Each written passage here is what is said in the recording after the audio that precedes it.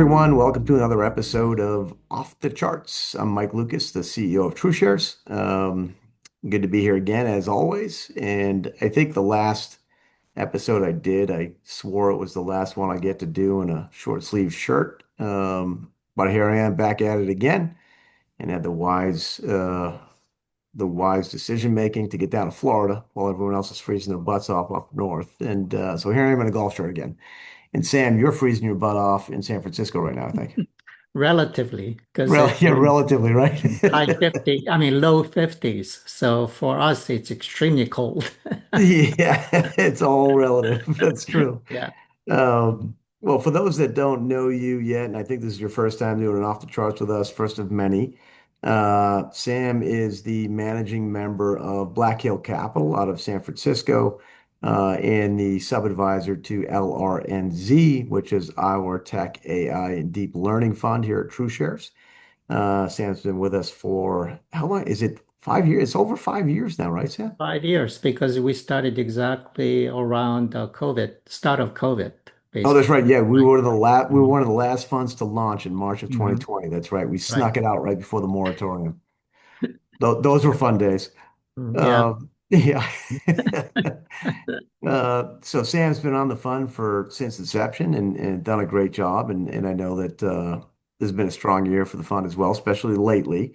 But Sam, if we could, I want to start a little bit high level on the asset class and then filter down and focus on maybe as an example, something that happened, this week, that was, I think, pretty unique to the space, but not unusual because of the asset class it was in, and we'll talk about that. But let's back out for a second and talk about AI in general. And, I travel the country a lot, and for me, and maybe it's because of our combined experience in the Bay Area, for me, I look back and we can see the potential of emerging technologies pretty quickly where we're from, right? And we've seen the rise and fall of different ideas and what types of companies survive those falls, like .com one, .com two. Um, in this instance, where we are in AI, in the different concerns and opinions about it are an interesting divergence, right? From an investing standpoint, and I don't want to steal your thunder, but I know you and I both see this the same way, as do many. The investment opportunity is prolific, right? I mean, it's deeper than many things we've seen in our careers, if not all the things we've seen in our careers at this stage, right? And there are a lot of concerns around how do you regulate it? What's it used for? Um, how do you power it all? I mean, that's a big topic of discussion. But your approach has always been interesting to me because of your viewpoint of the entire industry and how you segment it, right? And how you understand the building blocks versus the sophisticated users and what that means going forward. So with that, as I always do, I will shut up and I will let the smart guy tell the audience what the opportunity is in the AI space from your perspective. Sure. Thank you for inviting me to this podcast or this series. But the what's interesting about AI is that AI technology itself or algorithms has been around really long time, over 80, 90 years, at least the AI, all the AI related theories. And we also had, you mentioned dot coms and so on, similar to dot com bubbles and burst and then rise again. That AI, we had about minimum 7 or 8 rise and fall of AI cycles. But every single one of them failed until now because there's no real convergence of all the possible technologies that AI to actually be practical. And that includes semiconductor technology, data management technology. way to process structured data and unstructured data equally fast and then efficiently. And we have many different models, including foundational models that includes OpenAI, Anthropic, and so on. Those models starting to be really good. So all this convergence of technologies coming in together for the first time to make AI really possible. And that's the reason why everyone is excited because the benefits of AI used correctly is basically boundless. And what's going to happen is that ironically, AI will be the biggest, will give the maximum benefits to the people and industry and companies. They are least efficiently run. um, because that's where all the inefficiencies are, and AI will squeeze out of that. So tech, maybe they'll benefit a little bit, but places like retail or industrial mining, those are the ones that will be benefit the most. So in kind of interesting and ironic way, that the middle America is the place where the AI will benefit. Unlike other technology cycles. And Hmm. knowing that what we have been doing going back 6, 7, 8 years before we even started Learns, I was looking at AI and looking for opportunities. And as you and I talked about numerous times before, that we always have to frame this one in a more structured way in AI technology stack. And usually the bottom one is this hardware, compute layer, semiconductors, networking, and layer up is data management. Third is the algorithms or the foundational AI model layer, and top is the application. So it always starts at the bottom, semiconductors. And back in 2016 and 17, we actually saw the light bulb going on in NVIDIA's CEO then, because then the couple of the Stanford University Research Lab, AI Research Lab people, two researchers came to Jensen Huang and said, we are using your GPUs to run our AI models. So Jensen Huang basically did not know anything about AI. He was just focusing on the gaming sector. Did complete 180, and all the credit to him. He started really putting a lot of resources in developing their GPUs for AI related applications. And that's when we took our position, and that's why our cost base is really low at around $2. And also the NVIDIA was our initial position in the portfolio when we put together the Lawrence portfolio for the first time in early 2020. And it all, so basically what we can say is that we barely started in semiconductor or compute layer, bottom layer. And we are probably 20, 30% in. And if you look at NVIDIA's revenue forecast and their demand forecast, it's safe to say that their complete 100% of their capacity is completely sold out for next 2 years.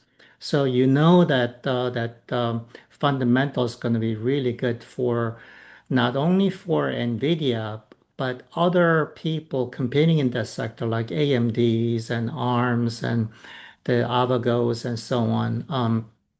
And then the one layer up is data management layer. That's where we also have been focusing on 2, 3 years ago, where 99, almost virtually 100% of corporate data.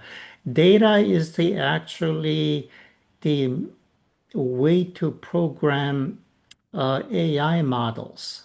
It's not programmers anymore. It's the data that you have to feed in to program AI models. And in order for you to feed in enough data, you have to process unstructured data as well as structured. Unstructured data is anything that's not in database, which is about 90% plus of all the data available. And there are very few companies who can process that efficiently and effectively with speed. And that's why we have investment in snowflakes and MongoDBs and so on going back 2, 3 years. So everything is very logical. We always follow our logic based on our fundamental research. And also we starting to invest in application layer companies, AI users, and that's in our portfolio. And what's unique about Learns is that unlike any other AI ETFs, we have about 20-25% exposure to life sciences, specifically in biotech and the diagnostics sector. So our portfolio is inherently has a very low correlation to the market, especially Nasdaq. Unlike all other ETFs, they are tightly correlated to like 98% plus. And if you get 98% plus correlation, you technically don't have to buy those, AI ETFs. You just buy the market. Whereas we provide the long-term, very attractive returns, at least that's our goal, with a low correlation to the market. So Well, that's. yeah, Sam, let's talk about that one for a second Mhm. because that leads into sort of the next segment here. And I know we usually try and make these quick hitters, but there's so much to discuss in the AI space. We'll go a little longer in this one. Um, the learns as a concentrated portfolio, right? And we could talk about the investing merits of concentration versus diversification and so on, but we'll put that aside for the moment and talk about how you allocate your portfolio because I do think that the sophisticated user sleeve, beyond the pick and shovel sleeve, is really got the most interesting stories. So for several years, we've been able to talk about different business models and industries that benefit from the AI. I'm not even going to say revolution anymore. I'm going to say evolution, and what that means. And in this particular case, this week, it was this week. Yeah, it was definitely this week. Mhm. Um, we had a boomer, right, in the biotech space.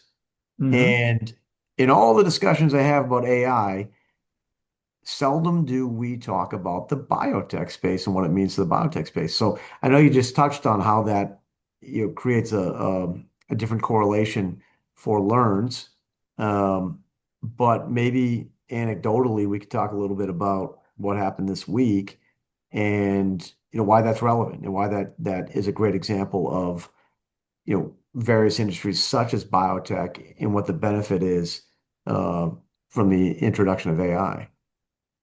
Sure. Good question. The if you poll all the um, analysts on Wall Street who are familiar with AI and ask them that one key question, which industry or sector will benefit the most from application of AI? And almost everyone unanimously say it's healthcare because it's broken. And within that, the biotech sector also ranked extremely high because there's so much inefficiencies that they can be taken out and become more efficient. And the here, what we are going to talk about is that this company called Structured Therapeutics, ticker symbol GPCR, and the reason that we invested in this company is very interesting. It has a very good, interesting background, and it involves excitingly AI and the quantum mechanics, quantum computing that now everybody's talking about. Mm. So there's a company called Schrodinger, um, and again, also in our portfolio. They have this interesting business model where they developed this AI based drug development platform that marries AI and quantum mechanics or quantum computing features. So they have software that simulates the quantum mechanics. They are probably one of very, very few, probably one of two companies who have this kind of model. And they have two different, or actually three different businesses. One is selling those software to other people, other biotechs and big pharma. And a lot of big pharmas, including Eli Lilly and so on, have the extensive user of those software. And they have a very active internal drug development program using that model. And then third is the joint venture with other companies, emerging companies, to to so they will contribute their technology, in this case, the AI drug development platform.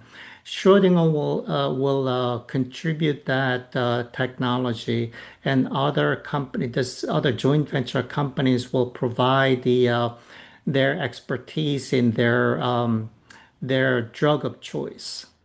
And there are three companies that they formed a joint venture a few years ago. First company is called Mobius. This is private company, and they developed this drugs, four different drugs, and it was for amorphic uh, skin disease, basically. Um, and it was not even approved. The phase two data was so excellent that Takeda, the Japanese biopharma company, decided to buy all four drugs in phase two, after phase two, for $4 billion, a billion each. Second company is called Morphic, and they were in some other space. And when they reported their second phase two data, um, stock went up quite a bit, and then Eli Lilly basically bought that very quickly. Third company is Structured Therapeutics. So when I saw these story developing in these joint venture companies, we know that based on this deep fundamental research, that there'll be highly likely that therapeutics will be very successful in coming out with this oral. Basically, it's the best in class oral GLP one drug, as well as others in development. And this week, Tuesday or Monday, they announced their results, and it was even better than Eli Lilly's, their market share leader. Of course, there's an injectable, and these guys are oral, true oral small molecule GLP-1 drugs. And stock managed to double that day from 35 to 70. And they did it went down a little bit because they had usually customarily these biotech companies, after they report good numbers, they raise cash. They did a secondary offering, oversubscribed, and we're around high 60s right now before it moves up again. My hope is that this company do not get acquired, because usually there'll be some other company. This is really a hot asset and hot area. So they maybe come in and then they have to pay up a lot.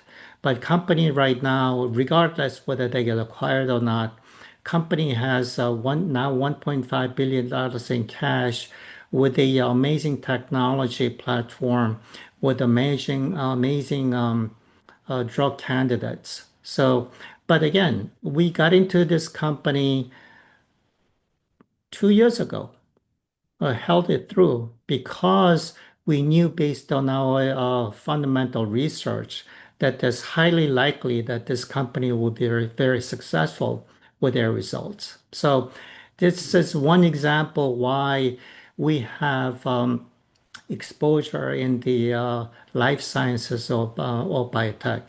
Um, Yeah. yeah. Yeah. I'm going to do a compliance is going to see this video, and I'm going to do a Mhm. quick correction for my friends in compliance so we don't have to retape this. Instead of when it moves back up, Mhm. if it moves back up right from the high 60s. So compliance, you're welcome. Um, Mhm. but yeah, Sam, that's the whole point, right? That it's just really interesting to me how the tentacles of AI and how it will affect not just everyday life. I mean, it's soup to nuts, right? You see commercials on TV now, the ones with Matt McConaughey and Woody Harrelson, right?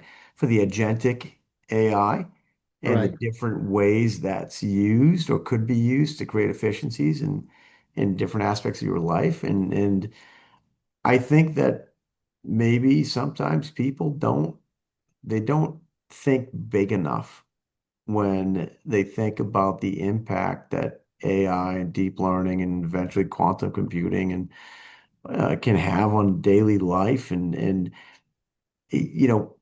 when you think about GLP-1 drugs, those have gone crazy, right? I mean, Mhm. everybody there's lots of uses for them. They're effective. Um, not, you know, passing any judgment on their efficacy, but they seem to be popular. And I think very few people think beyond that layer to understand, well, how do we get them in the first place? And how are they being improved upon? And how is AI playing a part in that? And then how is that business model of like a Schrodinger, how is that business model uh, wrapped around, this research, this discovery, process? And so it's super cool to me. And I love talking to you about this stuff. And I'm going to cut it short for today, but we'll ask you to come on a lot more because you and I could talk for hours on these things. Mhm. Um, but I wanted to give the audience sort of a tidbit of yes, we can all agree that AI is a super deep opportunity. We can all agree that we can follow the popcorn trail of the CapEx spending, right, for a lot of the tech companies, whether it be Meta or Amazon or some of the Microsoft, some of the different folks out there that are allocating huge amounts of CapEx towards building out their AI capabilities. But the real story where the rubber meets the road is exactly the type of experience you just explained to us. And it's a just a cool investment space with a lot of layers to it, a lot of layers that have what seem to be tremendous potential. And excited to watch what comes next in the Learns portfolio. And a double in one day is obviously a pretty significant anomaly, but pretty cool to watch, right? Well, So, that's the alpha, true alpha we're talking about, and yeah, that's where we are looking at the low correlation because that particular day market was flat to down and we were up closer to 5%. Um, again, we Lawrence does its own thing in terms of correlation. The, yep, sure does. All Mhm. right, Sam, listen, thanks for the time. Stay warm up there in San Francisco. I made sure I gave everybody a nice look at what's happening in West Palm Beach right now. You can see like a blimp fly by or something occasionally, but just so everyone knows it's not a fake background. Um, really enjoyed having you on, Sam. Always appreciate the conversation. Continue the great work from my perspective on LRNZ and look forward to having more conversations.